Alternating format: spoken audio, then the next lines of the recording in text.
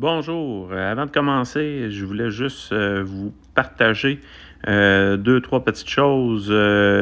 C'est un projet que j'ai fait moi-même pour sauver un peu d'argent.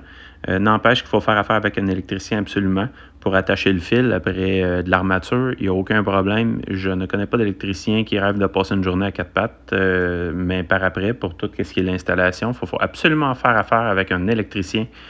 Les avantages du plancher chauffant électrique, c'est prend beaucoup moins d'espace qu'un système au glycol, c'est moins coûteux, c'est facile à faire. J'ai eu d'excellents prix chez JCM Électrique à Sainte-Thérèse, excellent service.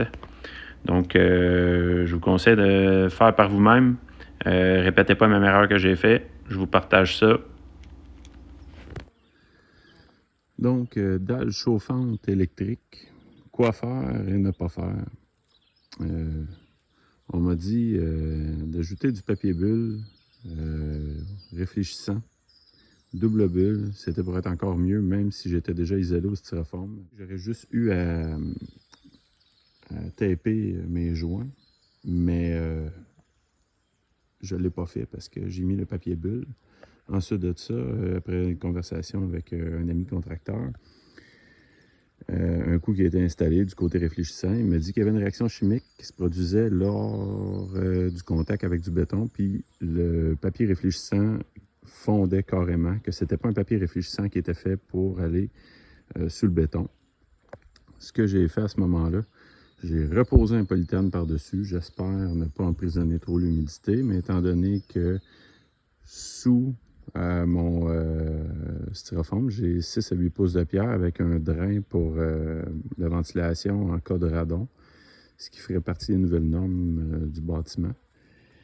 Je pense être capable de venir tirer mon humidité en cas de problème. Ce que j'ai fait aussi, comme vous pouvez voir à ces côtés, j'ai mis la membrane résisto par vapeur 12 pouces que je suis venu carrément embarquer par-dessus ma membrane réfléchissante, là, ce qui m'empêche d'avoir de l'humidité dans les murs.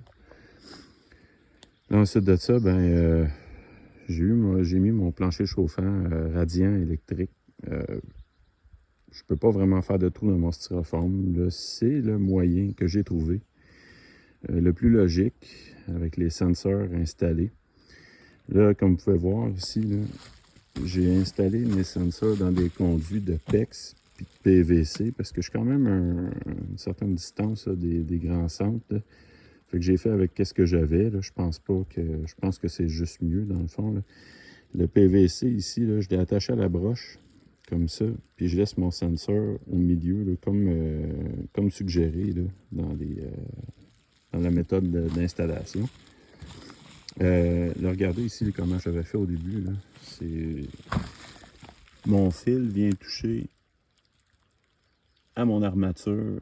Mon armature, elle, qui est chauffée par le conduit, par le fil chauffant électrique. Je pense pas que c'est la meilleure manière de faire. Et voilà la finalité. Un beau chalet avec une dalle de béton. J'ai acheté du vinyle, plancher de vinyle, c'est même pas du bois. J'ai acheté ça chez Costco. On m'a dit qu'il n'y avait pas de problème pour le plancher chauffant. De toute façon, j'ai des sensors au plancher qui m'empêchent de monter au-delà d'un certain degré. Fait qu'il ne devrait pas avoir d'émission de produits chimiques.